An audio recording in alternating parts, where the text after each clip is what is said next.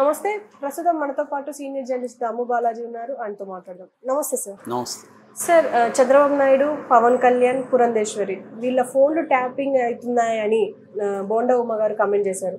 అసలు ఏంటి సార్ ఈ ఫోన్ ట్యాపింగ్ ఏంటి? అసలు ఈ ఇష్యూ ఏంటి సార్? నిన్న ఆయన బోండా ఉమ్మ విజయవాడలో ప్రెస్ మీట్ పెట్టి ఆయన ఆరోపించారు. ఆయన చెప్పింది ఏంటంటే మా ఫోన్లన్నీ అంటే మా నాయకుల ఫోన్లన్నీ ట్యాప్ అవుతున్నాయి, చంద్రబాబుది, పవన్ కళ్యాణ్ది, పురంధేశ్వరిది ట్యాప్ అవుతున్నాయి. సో ఈ ట్యాప్ వచ్చి జగన్ ఆధ్వర్యంలో సీతారామాంజనేయులు ఆయన ఆధ్వర్యంలో జరుగుతుంది. ఆయన ఎవరంటే అక్కడ ఎస్ఐబి స్పెషల్ ఇంటెలిజెన్స్ బ్యూరోకి ఆయన చీఫ్ అనమాట, ఐజీ. సో ఆయన ఆధ్వర్యంలో జరుగుతుంది. మొన్న మా వర్క్షాప్ జరిగినప్పుడు కూడా ఇంటెలిజెన్స్ కానిస్టేబుల్ వచ్చారు. వాళ్ళని మేము పట్టుకొని అడిగితే వాళ్ళు మా ఐజీ చెప్పాడు కాబట్టి మేము వచ్చామని చెప్పారు. సో జగన్ ఇలా చేస్తున్నాడు, దీని మీద మేము ఈసీ కంప్లైంట్ చేస్తున్నాం, చర్య తీసుకోవాలన్నాడు. మామూలుగా ఇక్కడ ఫోన్ ట్యాపింగ్ జరుగుతుంది కాబట్టి ఇప్పుడు మనం ఇది చెప్తే ఇది కూడా హైలైట్ అవుతుందని చెప్పినట్టు ఉంది తప్ప దీంట్లో ఏమీ ఆధారాలు ఏమీ ఆయన ప్రవేశపెట్టలే. అంటే జనరల్గా మన ఫోను ట్యాప్ అవుతుందంటే నిజానికి ఆధారాలు కూడా ఏం చెప్పలేం. మనకు అనిపిస్తుంది మన ఫోను పిచ్చిగా బిహేవ్ చేస్తుంది, ఏదన్నా ఎవరైనా ట్యాప్ చేశారేమో అనిపిస్తుంది తప్ప ఆధారాలు అంటే ఎలా చెప్తాము, చెప్పలేము. కాకపోతే ఇక్కడ ఏం జరుగుతుందంటే ఇక్కడ ధ్వంసం చేసిన అతన్ని పట్టుకోగలిగారు కాబట్టి డిఎస్పిని, అతన్ని విచారిస్తున్నారు. అతను చాలా ఇన్ఫర్మేషన్ అతను చెప్పాడు. ఇక్కడ కూడా నాకు తెలిసి కోర్టులో కేసులు ఏమి నిలవు. ఎందుకంటే ఇతను ట్యాప్ చేసినట్టు ఎలా నిరూపిస్తారు? వీళ్ళ దగ్గర ఏమి డాక్యుమెంటల్ ఎవిడెన్స్ ఉంది? అతను చెప్పాను అంటున్నా అని వస్తున్నాయి. రేపు కోర్టులో అతను నేను చెప్పాను సార్, అవును నేను ట్యాప్ చేశాను అనండు కదా. నేను చేయలేదని నాకు తెలియదు, మేము మామూలుగా గవర్నమెంట్ పర్మిషన్ తీసుకొని కొన్ని చేసాము, అంత తప్ప మాకు వితౌట్ పర్మిషన్ మేము ఎవరిని చేయలేదని చెప్తాడు అతను. ఎలా నిరూపిస్తారు దీన్ని? ఏమి లేవు, ఆల్రెడీ హార్డ్ డిస్కుల్ని ధ్వంసం చేశారు. సో ఇప్పుడు ఈ గుణపాఠంతో అక్కడ ఆల్రెడీ చేసేసి ఉంటారుగా, ఉంటే కూడా. సో కాబట్టి చేసే ఛాన్స్ లేదు, అక్కడ ప్రూవ్ అయ్యే ఛాన్స్ లేదు. ఆరోపణలు అయితే అందరూ ఆరోపిస్తారు. గతంలో కూడా ఇదే జగన్ ఆరోపించాడుగా చంద్రబాబు మీద. నిజానికి చంద్రబాబే పెగాసస్ సాఫ్ట్వేర్ని తీసుకొచ్చారనేది కూడా అప్పట్లో వార్తలు వచ్చాయి. కాబట్టి ఇక్కడ నాకు తెలిసి ఏంటంటే ప్రతి గవర్నమెంట్ కూడా ప్రతిపక్షాల మీద నిఘా పెట్టడం అనేది కామన్. అది ఈవెన్ మోడీ మీద కూడా ఆరోపణలు వచ్చాయి, పెగాసస్ సాఫ్ట్వేర్ని పెడుతున్నారని. సో ఇవాళ పెగాసస్ లాంటివి 200-300 కోట్లు ఉంటాయి, ఇజ్రాయెల్ అమ్ముతుంది. నిజానికి ఇజ్రాయెల్ మీద అదే మొన్న విమర్శ, ప్రపంచం అంతా వీళ్ళు అమ్ముతారు, వాళ్ళ దేశం మీద అటాక్ని వాళ్ళు ముందుగా కనిపెట్టలేకపోయారు, సడన్గా వచ్చి అటాక్ చేయగలిగారు కదా. ఇంటెలిజెన్స్ మరి మీకు అంత సీన్ ఉంటే మీరెందుకు కనిపెట్టలేకపోయారన్న విమర్శలు కూడా ఉన్నాయి. కాబట్టి ఇది ఏంటంటే వీళ్ళు ఏం చేయగలుగుతారంటే ఫోన్ని ట్యాప్ చేయగలుగుతారు. ఫోన్ ట్యాప్ చేయాలంటే జనరల్గా మామూలుగా నాకున్న అండర్స్టాండింగ్ ప్రకారం కొద్ది స్మార్ట్ ఫోన్లు ట్యాప్ చేయడం ఈజీ, కానీ అవి కాకుండా మామూలు పాత ఫోన్లు పెట్టుకుంటే ట్యాప్ చేయడం కష్టమే. ఎందుకంటే అవి ఇంటర్నెట్ ఉండదు, దాంట్లో ఇంకేమి ఉండవు, యాప్స్ ఏమి వేయడానికి లేదు, ఓన్లీ ఫోన్ పనిచేస్తుంది. సో అట్లాంటివి వాడతారు తెలివైన వాళ్ళు. లేదంటే పక్కన ఇంకొకరిదో ఒక ఫోన్ నెంబర్ ఒకరిని పెట్టుకొని వాడి ఫోన్లు వీళ్ళు వాడుతుంటారు. అందుకని మనకు వివేకానంద రెడ్డి కేసులో కూడా భారతి అవినాష్ మధ్య ఫోన్ల కాన్వర్జేషన్లో ఇద్దరు వైపు నుంచి కూడా, ఇటు జగన్ వైపు నుంచి అటు భారతి వైపు నుంచి కూడా వేరే వాళ్ళ ఫోన్లకే చేసినట్టుగానే వాళ్ళు చెప్తున్నారు, వీళ్ళ ఫోన్లు వాడరు. ఇలాగా ఏంటంటే ప్రతి ఒక్కరికి ఇలా అనుమానం ఉంటుంది, రాజకీయ నాయకులకి అందరికీ మన ఫోన్లు ట్యాప్ చేయొచ్చు అని చెప్పి వీళ్ళు ఏం చేస్తుంటారంటే ట్యాప్ కోసం ఒక ఫోన్ వాడతారు అఫిషియల్గా, నువ్వు ట్యాప్ చేసుకోరా ఎన్నిసార్లు చేసుకుంటావు అన్నట్టుగా. అది కాకుండా రహస్యాలు మాట్లాడుకోవాలనుకుంటే వేరేది మాట్లాడతారు. నిజానికి ఫోన్లలో రహస్యాలు మాట్లాడడం ఆల్మోస్ట్ తగ్గించేసి ఉంటారు ఇప్పుడు.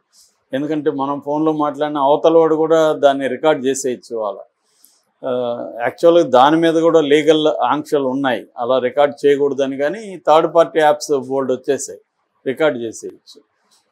ఇక మామూలుగా యాపిల్ ఐఫోన్స్లో అయితే రికార్డు వాడు ఇన్హరెంట్గా ఇవ్వడు, థర్డ్ పార్టీని కూడా అలో చేయడు.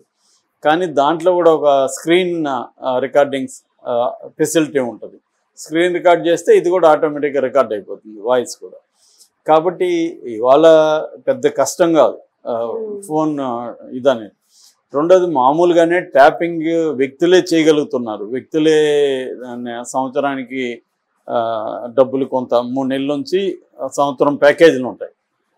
ఆ ప్యాకేజీల్లో కానీ మనం కానీ డబ్బులు కడితే ఫిజికల్గా ఫోన్ అవైలబుల్ ఉంటే ఫిజికల్గా మనం దాంట్లో ఆ సాఫ్ట్వేర్ వేసేస్తే, యాప్ వేస్తే అది హిడెన్ మోడ్లో ఉండిపోతుంది. ఈ ఫోన్ నేను తీసుకొని ఒక 10 to 15 మినిట్స్ లోపల ఇవి వాళ్ళు చెప్పిన ప్రాసెస్ అంతా ఫాలో అవ్వాలి. ఆ ప్రాసెస్లో వేసేస్తే ఇంక నీ ఫోన్లో నుంచి నాకు మొత్తం నా డాష్ బోర్డ్లోకి వచ్చేస్తుంది అన్నమాట. ఎక్కడ ఫోన్ మాట్లాడినా ఇవన్నీ ఈజీ. మామూలుగా వ్యక్తులే చేయించేవాళ్ళ, అట్లాంటి గవర్నమెంట్లు చేయడం పెద్ద కష్టం కాదు. ఎందుకంటే మామూలుగా ఎవ్రీ ఇంటెలిజెన్స్ డిపార్ట్మెంట్ దగ్గర కంపల్సరీగా ఫోన్ ట్రాప్ చేయాలి వాళ్ళు.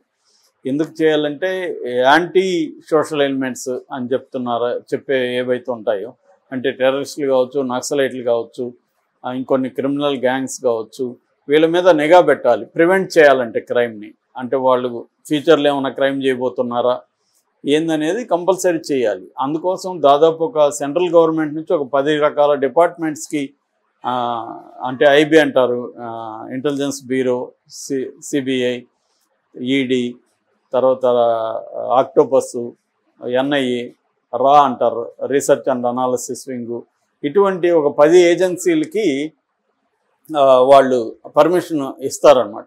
అట్లా కాకుండా స్టేట్ లెవెల్లో మనం ఎక్విప్మెంట్ కొనాలంటే విత్ ఇన్ ఇండియాకు ఉంటే కొన్నాక డిఫాక్టివ్గా వాళ్ళకి హోమ్ డిపార్ట్మెంట్కి, ఇంటర్నల్ సెక్యూరిటీ డిపార్ట్మెంట్కి చెప్తే సరిపోతుంది.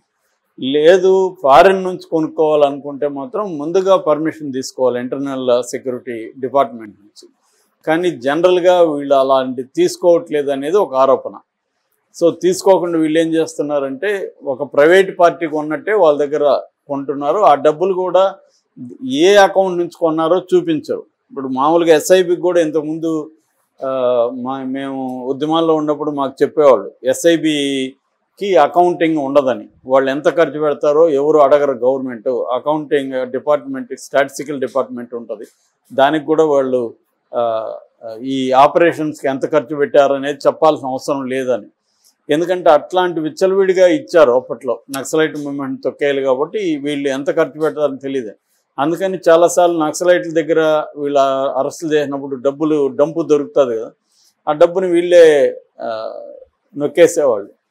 దాని తర్వాత గన్స్ దొరికితే కూడా గన్స్ని వీళ్ళే అమ్మేసుకునేవాళ్ళు. మళ్ళీ అవే అలా వెళ్ళి మళ్ళీ నక్సలైట్ దగ్గరికి వెళ్ళిన సందర్భాలు ఉన్నాయి. సో ఇలాంటివి జరుగుతుంటాయి. అంటే పోలీసులే గన్స్ని అమ్ముతారు, మళ్ళీ అవి నక్సలైట్ల దగ్గరికి వెళ్తాయి. ఆ గన్స్ నక్సలైట్లే ఒరిజినల్గా. ఇలాగే జరుగుతుంటాయి మామూలుగా. సో అందువల్ల ఏంటంటే కొన్ని రకాల ఇంటెలిజెన్స్ ఏజెన్సీలకు పర్మిషన్ ఉంటుంది. అయితే వాళ్ళు ఎవరిని చేయాలనే దానికి ఒక నిర్దిష్టమైన గైడ్లైన్స్ ఉంటాయి. అంతేగాని ఎవరిని పడితే వాళ్ళని చేయకూడదు. ఇప్పుడు ఏమంటే రకరకాల వార్తలు వస్తున్నాయి ఇక్కడ. ఒకటేమో రేవంత్ రెడ్డి లాంటి వాళ్ళని ప్రత్యర్థుల్ని చేశారని, వాళ్ళ ఆర్థిక మూలాలు ఏంటి, వాళ్ళకి లావాదేవీలు ఇవన్నీ తెలుసుకొని వాళ్ళని బ్లాక్మెయిల్ చేయడానికి, కంట్రోల్ చేయడానికి పనికొస్తుంది. అట్లాగే ఈ మధ్య ఏమైంది, రకరకాల వ్యక్తులకి అఫైర్లు ఇవన్నీ కూడా స్టార్ట్ అవుతున్నాయి. సో అఫైర్లు కూడా తెలుసుకుంటే అది ఇంకా సెన్సిటివ్ వ్యవహారాలు ఉంటాయి. దాన్ని పెట్టుకుంటే వాళ్ళని కంట్రోల్ చేయడం ఈజీ అవుతుంది. అలాగా ఆ మధ్య కొన్ని లీకులు కూడా వచ్చాయి. పలాని మినిస్టరు ఎవరినో అమ్మాయిని వేధిస్తున్నాడని ఆంధ్రాలో కూడా వచ్చాయి. ఇవన్నీ కూడా ఎవరు చేస్తున్నారంటే వీళ్ళే చేసి డేటా వీళ్ళ దగ్గర ఉంటుంది కాబట్టి ఇలాంటివి వినిపిస్తున్నాయి. అట్లాగే కొంతమంది హీరోయిన్లు కూడా చేశారు, అది కేటీఆర్ఏ చేయించాడు, కేటీఆర్ ఆ హీరోయిన్ల లొంగ తీసుకోవడానికి చేయించాడు అన్న వెర్షన్ కూడా ఒకటి వైరల్ అవుతుంది. సో అందువల్ల నెక్స్ట్ కేటీఆర్ దొరకబోతున్నాడని నిన్న కూడా 2 ఏఎస్పీ, సో ఇంకొక కొంతమందికి లుకౌట్ నోటీసులు కూడా జారీ చేశారు. ముఖ్యంగా ఆయన ప్రభాకర్ రావు ఐజీకి ఆయన వెళ్ళిపోయినాడని చెప్తున్నారు. సో ఆయనకి లుకౌట్ నోటీస్ ఇస్తున్నారు. సో ఇప్పుడు ఈ కాంటెక్స్ట్లో తెలుగుదేశం కూడా అక్కడ ఆరోపిస్తూ ఉంది. మరి ఈసీ ఏమన్నా జగన్ మీద చర్య తీసుకుంటుందా, పర్టికులర్ సీతారామంజనేయుల మీద చర్య తీసుకుంటుందా అనేది చూడాలి మనం. Okay sir, thank you.